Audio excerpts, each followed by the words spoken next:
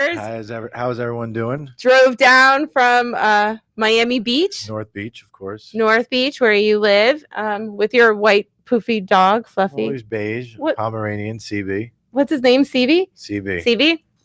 CB? Today is Election Day in Bal Harbour.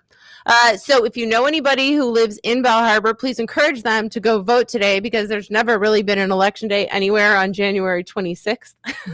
So this is totally random, and it is a referendum to reverse and take away residents' rights that's fueled by Bal Harbour shops, fueled and funded by Bal Harbour shops. Patricia Cohen, Mayor Groisman, I really hope that the people of Bal Harbour win this election today, and I'm optimistic that they will.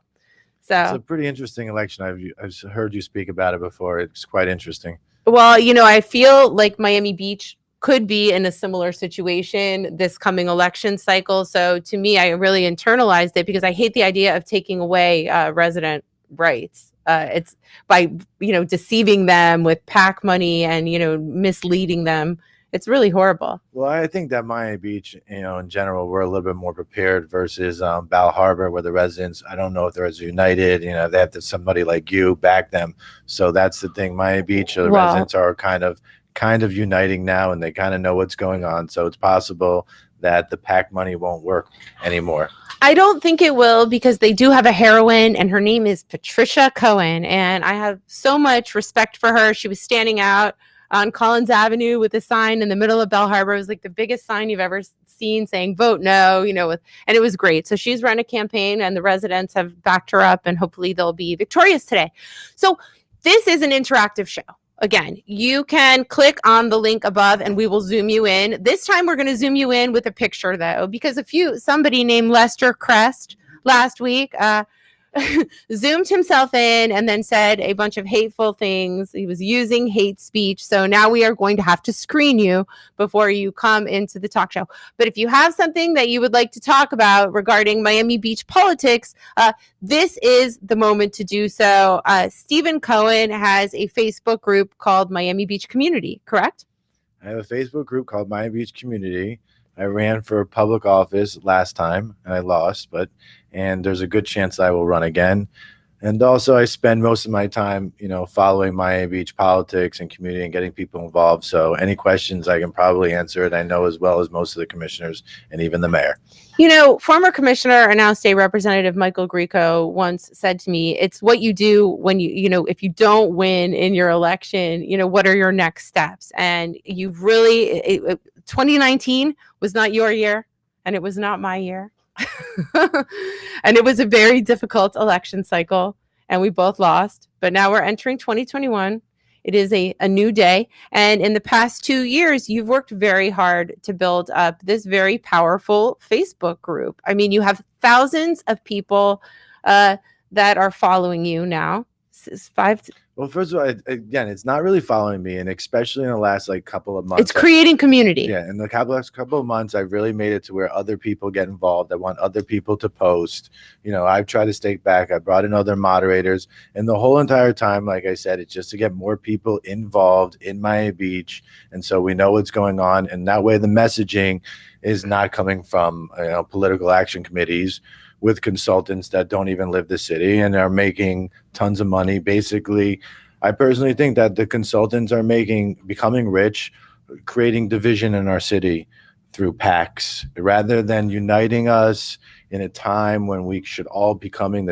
A city can have a new revival because of COVID. We have new residents coming in, and instead we might have another election which is just full of smears, and hopefully it won't be that way. I've spoken to other candidates, and we're hoping that this time we can maybe have a clean election based on canvassing, events, and stuff like that. That's the most ridiculous thing I've ever heard. Okay. When does that ever happen, when there's millions of dollars involved? And right now, Miami Beach is experiencing a tremendous real estate boom. Waterfront mansions are renting for hundreds of thousands of dollars per month. the residential homes are increasing in value by like 50%. People from across the country for tax purposes are moving to Florida. They're choosing Miami Beach. We've never seen anything quite like this current housing boom, at least in the single family market. I'm not sure about the condominium market, but can you imagine the tax, the tax advantages of this? We're going to need that. I mean, I understand that. I just want to give in the simplest form of why there's so much money in our politics and why people aren't so involved. Everyone has to understand that Miami Beach, I know real estate, is probably the most valuable land in maybe the country, possibly the world, and it's very finite. So if you're a developer and instead of building 10 floors, you can build 20 or 30 floors, you're going to make 20 or 30 times the money. And that's why in our election, we have billionaires from other countries, we have developers, we have special interests, and they get involved because they know that the commissioners can change the way that their development is and how much money they're going to make. But the problem is that the residents are suffering because as residents, they're not spending the time on the street, on making sure the streets are clean, on crime, on the community, on other stuff with the community, on environment. They're spending most of the time, the commissioners. I'll give you an example. Somebody called me this morning from a planning board meeting and told me that the planning board approved a project in North Beach this morning that has 36 units and maybe 10 parking spaces. So now you have 36 units with a potential, right, of 2 cars per family. So you might have like 50, 60, 70 cars, and there's only 10 spaces approved. So what does that mean in an area where there's already no parking? And we had a few great members of the planning board who had been appointed, and I was really looking forward to seeing how they vote. And Alex Fernandez had a wonderful vote. He voted no, and he asked for a parking study, and the planning board would not agree with him. A few of the other appointees, they all voted in favor of this project. And that's just an example of how even there was one activist from Historic Preservation who was appointed to the planning board, and she voted in favor of Matisse Cohen's project. And so, if you're going to want to build something, then you should at least include the appropriate parking, because afterward, you're driving around the area, commercial businesses suffer, residents have to park, so far from their home. So that's why the corruption is, out of control. It's just buying votes to build. I understand that. And again, I never think it's corruption. I always think that the residents are not as involved as they should be. I think the city doesn't do a good job as involving the residents, and because of that, they don't want to hear from them. You're going to speak later about taking away Sutnick Hour. But I think that there's something in between that we can have a right amount of development where somebody like Matisse, who I actually like Matisse personally, and some of his projects are fine, that there's something in between development, historic preservation, and rather than it always being just a huge fight and it just goes on and on, there's something probably in between where the city can move forward, where the people aren't being pushed out of the city, and where as a city we flourish economically. Rather, one thing that worries me about all these people. Well, we need to, because all of our commercial districts are suffering, hospitality suffering. I'm glad that projects like the Amman are coming to Miami Beach, but what we've seen across the board is the slow death of these small commercial districts across the city. Small businesses can't afford to pay their rents, and they're experiencing the same thing in Coral Gables and even in Manhattan and city centers everywhere. So I would say when I look at Miami Beach, I'm up until 2 years ago, I thought real estate wasn't very strong. I can say that because of the pandemic, I think that there's going to be a surge of people. I think the businesses are going to have a major revival. I think all this will fill in. I think the economy will be fine. I think economies take care of itself. It's not necessarily about the economy. I just think that we need to have more activism from residents. Look, we have someone on the line, and I know that he's not Lester Crest. His name is Rick Kendall, and he's calling in. Rick, how are you? Rick is my neighbor. Do we have him? He's there, but I don't think his audio's on. We're trying to make this more of a community feel, so you can click the link above my name, and you can log in and you can voice your opinion. And we are going to screen you because somebody did try to come into this show with hate speech last week. So we would like to encourage resident participation. Something that Stephen told me that I found upsetting is that one thing about this Facebook group, Miami Beach Community, that he has created is that every single time the city holds a public meeting, Stephen hosts a watch party. and 5,000 to 6,000 residents get an alert from Stephen and his group to watch the meetings. And most recently, you found out that you have no longer been able to watch party. Is that what's happening? I mean, here? for some reason, we are not able to do it. Whether they change the settings in the background, and I want to just explain to the city, like if I was a commissioner, you would want, more people involved. The more people that are involved, the better it is. Won't do it anymore. So watch parties are really important. Has taken off the watch party. I think Facebook may have. It more difficult to watch party. And there's one person, Rosa Gonzalez, the one of the black and white T-shirt. Tommy, if you can figure out on my pages, if you can figure out how to watch party, there's like 7,000 people there. But Facebook is definitely cutting back.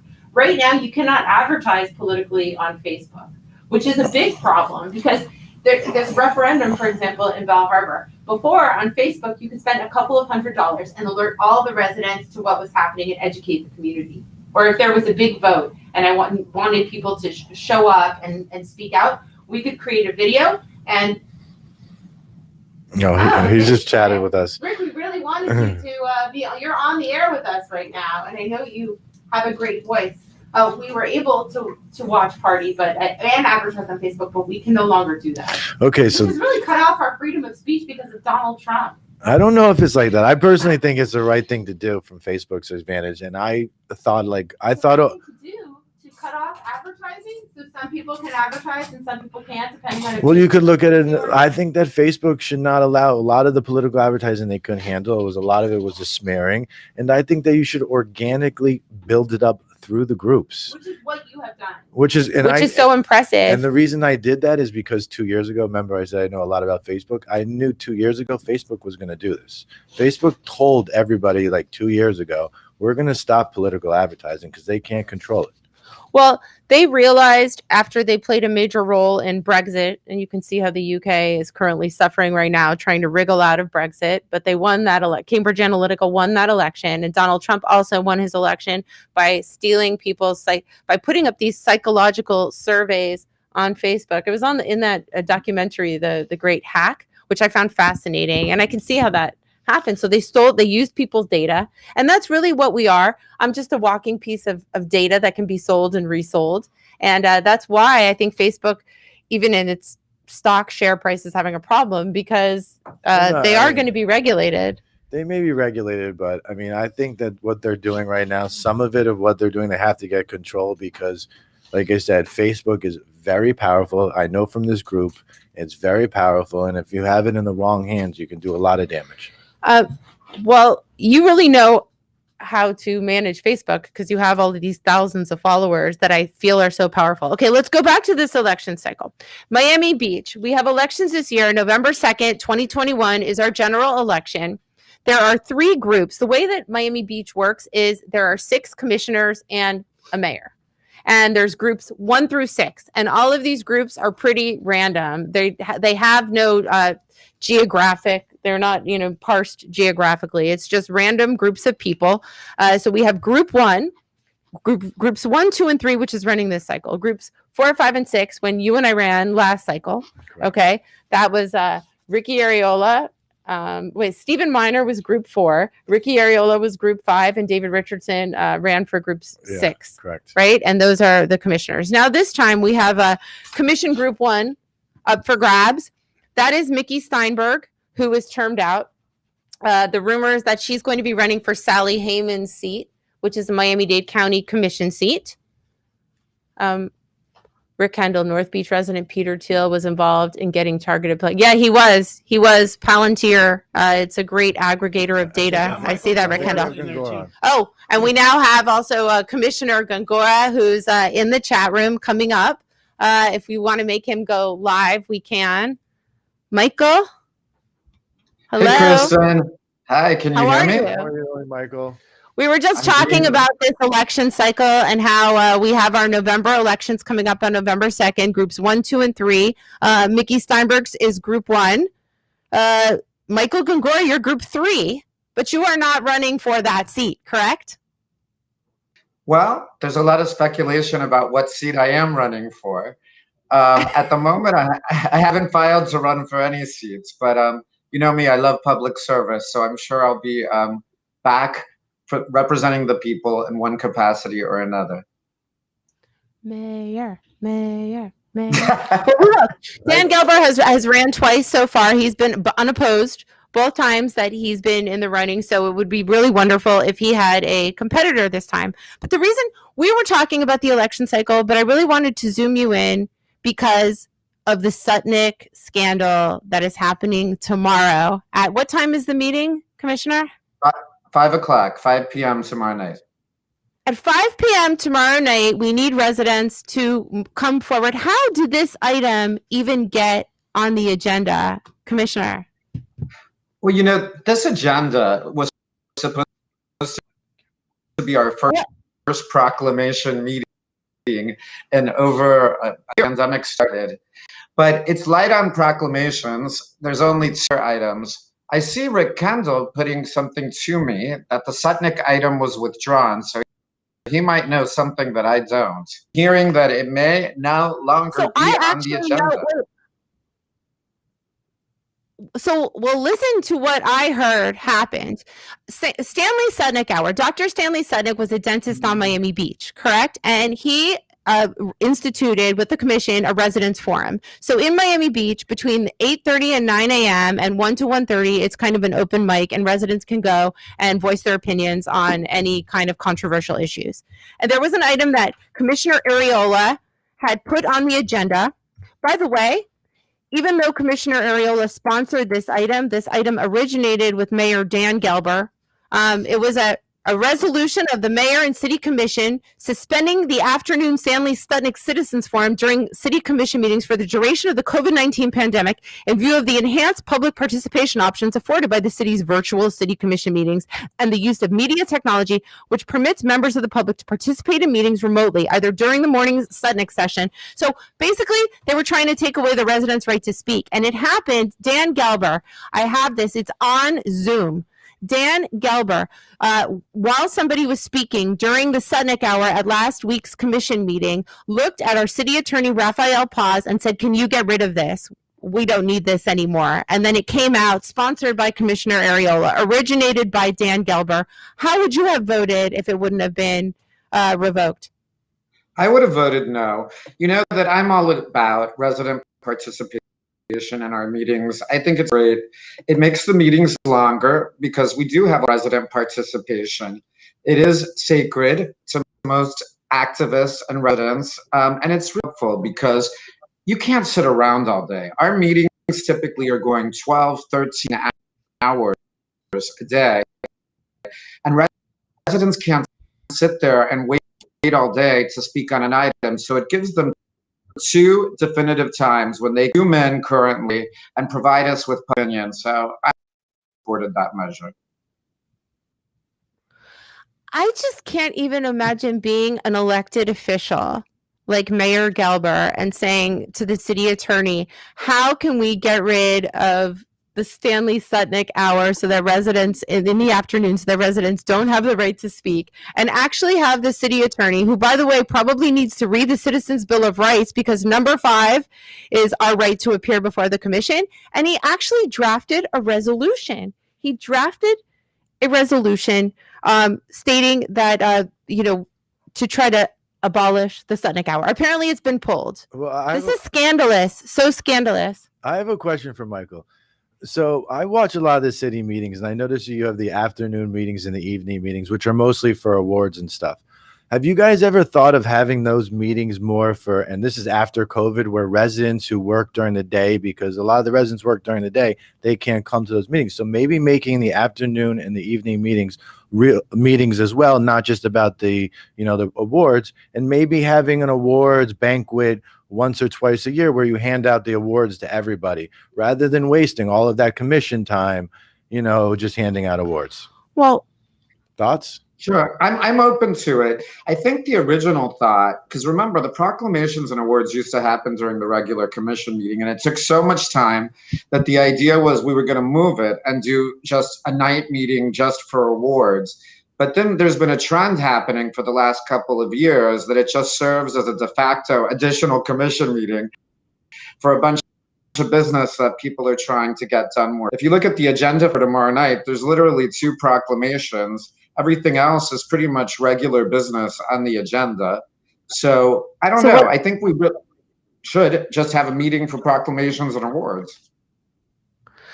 I like the idea of being able to recognize residents on a monthly basis because there are different school events and rites of passage and people, so you want to be able to recognize the people in the community. I would never cut that out and make it twice a year. I think that that has to be an ongoing thing. Okay. But we could do it differently. Maybe we could do it via social media, give those proclamations out, then boost that on Facebook so that all the residents can see different people getting recognized for stuff. Maybe we don't have to do it live. That could be one option. One thing I've noticed is that when you have these morning meetings, and most of the stuff is in the morning and the afternoon, you don't have like the people that come that work until 6. They want to maybe come in and speak. So if you can have once a month, you have a meeting from 6 to 9, that people can speak. That's my thoughts. Well, I'd be open to it, Stephen, but also keep in mind, if you have that special meeting, then they're not going to be able to speak on all the items on the regular agenda. If you're cramming them on one night to make comments, like they like to make comments on the day of the meeting. People want to be heard on the items that they wish to speak on. So I don't know how that timing would work. If you gave them one night to speak, but yet the items they want to speak on aren't being voted on by the commission that night. I'm just kind of shocked that Ricky Ariola, after people are calling for a recall, he would sponsor an item taking away residents' rights to be heard, and that the city attorney would even consider drafting a resolution that's in blatant violation of the charter. Is there anything else interesting coming up on tomorrow's meeting? What are you guys deciding tomorrow? Yeah, I think there's one more interesting thing, in my opinion, which is the lease for the development of the Collins Park Cultural Arts Facility. When we started discussing that like a year and a half ago, it seemed that the Miami New Drama, the company that operates the Colony Theater, was pretty much going to get the deal. It was kind of developed with them in mind. They were the only presenter when we started moving forward with it. And then it got referred to Finance Committee. And it was interesting because Commissioner Ariola, who had been Miami New Drama's biggest supporter, wanting them to get it, all of a sudden said he didn't want them to get it. He wanted to go to RFP. So Finance Committee kind of changed it and said, no, let's go out and issue an RFP instead, which, those things down, takes time. And he's been a big proponent of getting things done quickly. So now there's a lot of confusion. Miami New Drama, the Collins Park Neighborhood Association, a lot of people would like for the commission to move forward with them, as had been considered. So I think that item will have some debate tomorrow. What do we do with that cultural facility in the new Collins Park building that we're doing? Do we move forward with Miami New Drama, or do we issue an RFP? Well, it's very funny. I went to have lunch on Ocean Drive at the Betsy Hotel yesterday, and Michelle Hausman from Miami New Drama was having lunch there, and he talked about this. I didn't realize it was coming up so soon. And he explained how the theater is thriving and it's so successful, and he's winning national awards, and people are talking about these innovative drama like the 7 Deadly Sins that he has running right now, and that they have no space to practice, and that they really needed an affordable area so that they can really evolve and grow. And so this seemed like a great fit. And it was interesting. I mentioned to him yesterday, I said, well, why don't you just take the city space underneath the New World Symphony, because that's right down the street off of Lincoln Road. And he said that was probably occupied by something for the home, like a homeless outreach. But I explain to people what that means, that Commissioner Ariola would like to send that out to RFP instead of supporting the Miami New Drama. I mean, I don't know. It's certainly a change in position. The way that I look at it, I was on the commission when we did the deal with New World Symphony, and we didn't go out to RFP. We worked with them because they were a long-standing cultural institution in our city. Miami New Drama has been there for a while now, and they are quite successful. The deal for the Collins Park Center would provide them not only the rehearsal space, provide a smaller kind of black box theater where you could do smaller shows, maybe Hispanic theater and other things. It also calls for operation of a cafe and restaurant. Their proposal has a bunch of things for the public, free tickets for seniors, free tickets for students, visits for the young and the old. And I don't know, I think it really could work with them. I'm really impressed by how they've turned the Colony Theater around. They have a lot of The show that they did, The Seven Deadly Sins, aired on PBS last night and has gotten national attention. They were one of the first theaters in the country to really come up with some kind of innovative, safe, social distancing theater during the pandemic. So I'm really interested in their proposal, and I think they're a good vendor, contractor, and partner in our city. I definitely think that they're a proven entity, and I was actually pitching him on the Byron Carlisle when I ran into him yesterday. I'm like, well, there's a little theater up in North Beach that needs a great director and operator, and the residents would get behind you. And you know what he said? He said something he said that is the O Cinema space, and they should be able to continue to operate as O Cinema there. They were very successful there. So I thought that was very kind, that instead of saying, yeah, I'm on it, I want that theater, he said right away that's the O's space, and I would love to see the O Cinema back there. When is the Byron Carlisle coming up again? Because you know the residents are so upset about this theater. Yes, the Byron Carlisle item is supposed to come up at the February commission meeting, which will be Wednesday, February 10th. And has anything changed from one meeting to another? Do you feel a lot of pressure to vote in favor of building workforce housing and apartments on top of the community theater? I don't know. I haven't been briefed by the administration. The difference between the Collins Park facility and Byron Carlisle is Collins Park, the city affirmatively wanted to create a workforce and affordable housing type building to house the ballet dancers. And also we selected that site with the neighborhood working together to create this workforce housing. And it's created at 80, most of the housing is going to the lower income workforce, 80% of the AMI, the average median income. So it's going to people typically make small families making 50-something thousand a year. So it's really serving a community that has need. The difference with the Byron Carlisle, as you know, is we didn't affirmatively seek out a workforce housing project. The RFP that the city put out was give us a top-notch cultural facility with at least 1,000 square feet of space for a great theater and other things for the community. And the proposal came back as, yeah, we'll give you that, but we want height and we want to create workforce housing for 99 years. And it's not at the lower AMIs. So even though it is a workforce housing building, they want to service at 120% AMI. So the people that they're looking to attract earn a little more, I think in the 70-something thousand a year. So that's a little different income bracket. It's height, it's reduction of parking, elements to it.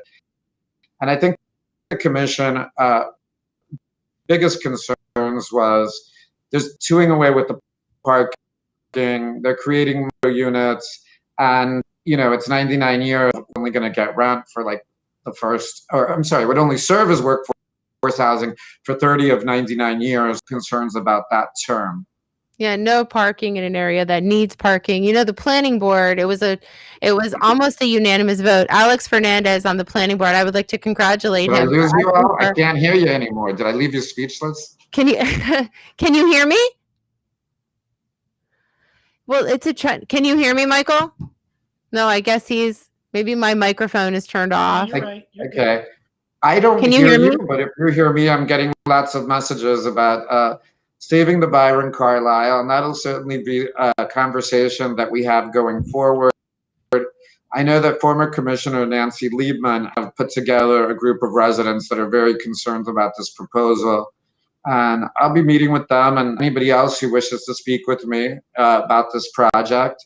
So we make sure that we do what's right for the Byron Carlisle. But I will tell you, the most important thing is keeping a top-notch cultural facility and theater for the community. The workforce housing for me is not something that I was proactively seeking out, especially in light of the fact that we have created and allowed so many micro units in that particular neighborhood in the North Beach Town Center that we were told would back their workforce housing for the neighborhood already. So I don't know how many more units we need in the North Beach Town Center. Can he hear me? Can you hear me? Can you hear me? I don't think he can hear me anymore. Hello? Hello? It's on his end. Oh, it's on his end. I guess I'm just off on your end. We can't hear you. No. My audio is completely gone. If you hear me, I don't know what happened. This is why we need this I don't pandemic to know. end. I'll It's just just put- too much Zoom. I love you. I don't even know if you can see it. All right. I don't know I'm what to going tell to- you. No sound. I had been told to be here for 15 minutes. So since I'm having audio technical difficulties, I'm gonna take it as a sign that it's back to you and Stephen for your regular programming. But if anybody would like to reach out to me and you can hear this, please contact me at michael@michaelgongora.com. Again, michael@michaelgongora.com. I'm always happy to assist our residents, whatever I can at the City of Miami Beach. It's a pleasure to serve you. And thank you, Kristen and Stephen, for allowing me to speak today. Have a great day. Thank you, Bye. Michael, for coming on. Sorry that we got cut off. We're going to go back now to the Miami Beach election. But Rick Kendall writes in here, I can't see I want to see the private chat. It says, Matisse wants to get CRAs to build the workforce housing. So this one developer in the North Beach area would like to take public land and then use the money from the public to then build his project, which is really an abuse of the system. Now, somebody asked me something yesterday. They said to me, you're always complaining. What are you doing to bring commercial interests to Miami Beach? Well, first of all, why would I be like, that's not my job. I was just doing political commentary. But if people asked me that question, I would say I would try to make our city clean and safe. North Beach, the neighborhood you live in, it's dirty. Well, that's what I've always Filthy. said. That's what I've always said. I personally think that Miami Beach in general, all it needs to do is keep it safe, have it nice and clean, and then it will take care of itself. The reality is that we have the beach and the sand. I think I watched something from the 70s, and the guy just said, as long as we have the beach and the weather, we're fine. So we can go and we can do all these events that we're doing, but that's not really what's going to make people move here or want to come here. People are going to want to live at Miami Beach if it's safe, their families feel safe. I mean, personally, 20-30% of the time on Facebook on these groups is that we're dealing with, crime. And there's a group out there that all they do is watch the crime. And I'm not sure in the long run you want, having a giant Facebook group, and I love the people who run it, knowing about all this crime that's endless in the city because people are afraid to walk around. Because they're Googling it and it's coming up. And Rick Kendall, I'm glad he's commenting. He writes, clean, safe, and dry streets. We really do need to begin the sea level rise mitigation across the city and start these projects, because yesterday there was a research report that was released that the melt rate is of the glaciers in Greenland, Antarctica, and the Arctic is worse than anybody had predicted, which means that we have three different, we have a moderate, mid, and then worst case scenario. And the latest research coming out of climate science is that we are at the worst case scenario. So we do need to get organized and begin to mitigate for climate change. We are going to have to raise our properties. We're going to have to raise our streets if we want, and people like me, I live in a single family home. I'm going to have to sell my house probably, and somebody will build a mega mansion much higher. Well, for that, for me, and I go back to city stuff, is that the city a couple of years ago had a geo bond. And in that geo bond, one thing that they didn't do is they didn't go to the federal government or the state to try to get matching funds for environmental projects, which other cities did. You can look at the city of Houston. And because of that, we have less money for the projects. And also a lot of the projects were, silly. I don't think that the city needs to spend $4 million on replacing a TV. And so that's you mean in Soundscape Park? In Soundscape Park. Well, wait a second, Stephen. That $4 million, let me explain why that audio system is so important over there, because people from around the city, and you can understand community because you have a group called Miami Beach Community, they come to watch those screencasts and they want to enlarge it. Tourists go to see it. So it's not just a TV in a park. It's really a gathering space for one of the benefits of coming here. People love to go and put out blankets and watch these screencasts. And I think they just wanted to upgrade that entire sound system. And I understand where you're coming from, but at the same time, you're talking about all this financial pressure. 6 months ago, you're selling off your waterfront land because you need money, and then you don't buy a TV. This is not how you really would budget properly. And if it's not like it's changing the TV being a little better, the sound a little bit better is going to change the experience. The experience is great right now. Soundscape Park is filling people right now. That $4 million could have went to, and again, I'm not against the Byron Carlisle project, but you maybe could have put that $4 million to the Byron Carlisle project. In economics, No, I think you are right. It's a lot of money. They have a thing called utility. Mhm. And so by adding, it's just a basic economic term, by adding a newer TV, you're adding no extra utility. That entire bond was political. Okay, it was not about raising money for Dan Gelber's projects. He took people from across the city and appointed them political people who had a lot of sway in our local elections, which draw 10,000 people. He put together a team of people that he thought would help him get elected, and that is what he did. And they voted for the GEO bond, and in conjunction with that, so it was a gaining political favor and handing out funds to different entities that would then later on campaign for Dan, and so who's never had an opponent anyway. So I know this whole system here Probably of what goes on with there's like a lot of political influencers. Let's call him Dirty Dan. Can we call him Dirty Dan? I personally Dirty Dan. I just think that I do think that somebody should run against him. I think Michael Gongora would give him a good chance. If not, it's because I think that he needs to be pushed a little bit. I think that he's, not as engaged with the average resident as he should be. That would be my biggest complaint. Look, somebody's saying Rick Shaughnessy said that my mic is not working properly. That was before. Yeah, okay. I think that he everybody should can definitely have an opponent. I'm hoping that Michael Gongora will run against him for mayor. I really have my hopes set on that. But to go back to this, we have two candidates so far who are filed in the Miami Beach race. In Group 1, there is a gentleman named Blake Young, who we both know. Yeah, Blake he has put in $2,500 of his own money, and he's been out there campaigning for quite a while. He never stopped after the last election cycle, and he said that he was convinced that he was going to go out and win this election without any money, right? Correct. So Blake Young is out there knocking on doors, and then you have Mike B. Barano, yes, who is in Group 3, which leaves Group 2, which is Commissioner Mark Samuelian. He's an incumbent, and he has not filed yet, but I'm assuming that I'm pretty sure he's running for re-election. So you'll have Commissioner Samuelian, and then you have Blake Young in Group 1 and Mark Samuelian in Group 3. But I get calls all day long about different people who want to run for these elections, political consultants who are asking questions. And I know that you have an interest in running this election cycle too, and you've built up this Facebook group, and you have really created a community. And I do think that merits a lot of respect and admiration. And I'm going to decide in the next coming weeks and decide where, where Michael goes and where other people, and I most likely will run. And we'll go from there. Like I said, I'm running. Who are you going to run against? Are you going to run against Blake Young, or are you going to run against Mike B?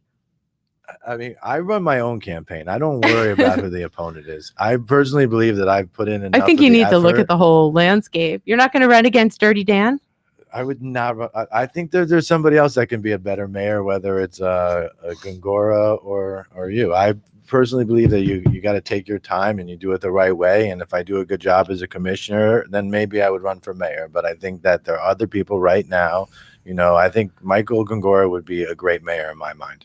I do think that we need a fair election process in Miami Beach. I do know that a lot of people are saying that Commissioner Ariola might run for mayor, which scares me after he sponsored a resolution trying to take away our only right to speak at the commission meetings, the Sutnick Hour. So I'm really glad that he pulled that resolution. But I think he was probably tricked into putting his name on that by, guess who? Maybe Dirty Dan. There he is. I mean, pushing it off on Ricky Ariola. You've got Dirty Dan, which is terrible. You see him on CNN. He looks so nice and clean when he's not dirty. Just tell you, he doesn't look as dirty as he is. Somebody who went through a very tough campaign where they go after you, and that's their goal is if they think you're a good candidate, they're going to try to come after you and smear you. I think Dan is going to it's going to be interesting when he's the one getting smeared and having it, because it's a different ball game It is. We have figured out Dirty Dan's game, and I know that he is running right now. He has a PAC, and he and his campaign consultant Christian Olvert are running a slate of candidates. We're calling it the Dirty Dan slate. The Dirty Dan slate is going to be up and running in this election cycle, and I will do whatever I can to make sure that Dirty Dan slate does not get into office, because I really would like to see people who care about Miami Beach, who don't want to sell off our land, who want to focus on keeping us clean and safe, who want to keep at bay a group of special interests that have really taken control of this city. And I think we can do much better. And I do think that Stephen Cohen would, be a great option. I'm going to bring on all of the candidates to this show over this election cycle. I might even ask Dirty Dan. You think he'll come if I ask Dirty Dan? I do not think he will come. You don't think so?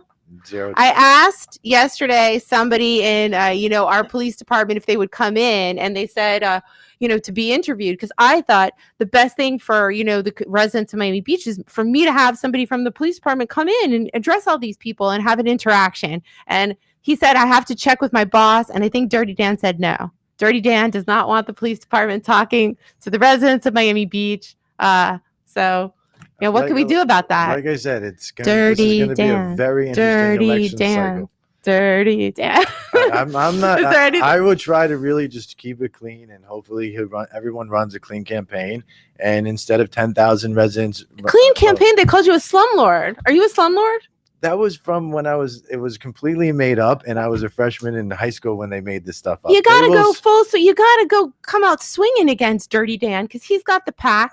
He's got the dirty campaign consultants. He's got the power structure. He will have you investigated. When Michael Grieco was running against him, Dirty Dan had Michael Grieco investigated, and then the state attorney's office, they arrested him. It was a horrible thing, and I blame Dirty Dan for it.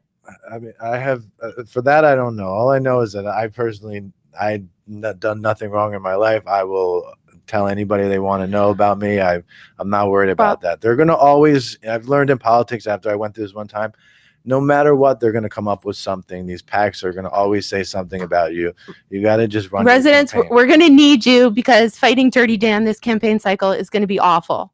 Okay. And we are really going to need you to come out and help us donate small contributions, knock on doors, so that we can get really good people elected. We already got one great person appointed to the planning board, Alex Fernandez, who voted no on something today against a lot of political pressure. And that's what we need. We need those kinds of voices. We need truth, honest people who really care about Miami Beach, and who care about the Miami Beach Charter, who care about residents' rights to speak, who care. And I think Mark Samuelian is also, a commissioner who cares. Michael Gongora is so accessible. So is Commissioner Samuelian. I've invited Mickey Steinberg on the show a few times, and she's just, I don't know, maybe she doesn't want me to be saying Dirty Dan in front of her. You can't be afraid. If he wasn't dirty, I wouldn't call him Dirty Dan. Like I said, I have nothing against him personally. I just disagree with him on the issues, and I think that politics in general, I know it's going to be dirty, and I know that what goes on, but I'm trying Dirty to Dan. I want to open it up this time. If I run, I want to open it up to where everybody sees exactly what goes on, and they can decide for themselves if they want our elections to be smears, or if they want our elections to be about canvassing and learning what's best, for the city. So our elections are really about special interests, getting people into power who are going to vote for them. So that vote for their contracts, vote for their projects, vote for them without really questioning a lot. And that is what Dirty Dan slate plans to do. Based on recent Dirty Dan even went against the Coast Guard. He's building something next to the Coast Guard station. The Coast Guard said, please, please don't build anything on this island next to our Coast Guard station. And Dirty Dan said, I'm sorry, I can't help you because I got to help the special interests. He's sponsoring stuff to build against our national security. He doesn't care. To him, he's doing the right thing. And when you're a politician, I assuming that these people put money to your PACs, and they expect for you to take care of them. I think if there wasn't these PACs, and you got to put yourself in somebody's a candidate. Mm-hmm. If you go with the special interest, they help you win.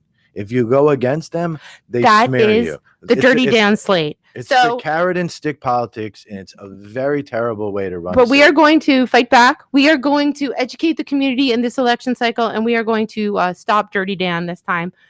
Thank you, Stephen, for coming on. And I invite Dirty Dan to come on.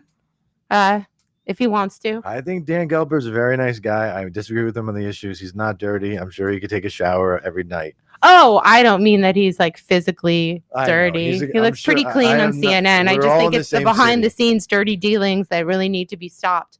So, all right. Thank you very much for watching. We're going to share this around Miami Beach. And remember that you can actually log in and zoom into this show. And we're going to be talking about all the issues next week. We'll be focusing on stuff that's coming up in our commission meeting. So thank you for coming on, Stephen. And You're welcome. thank you for listening.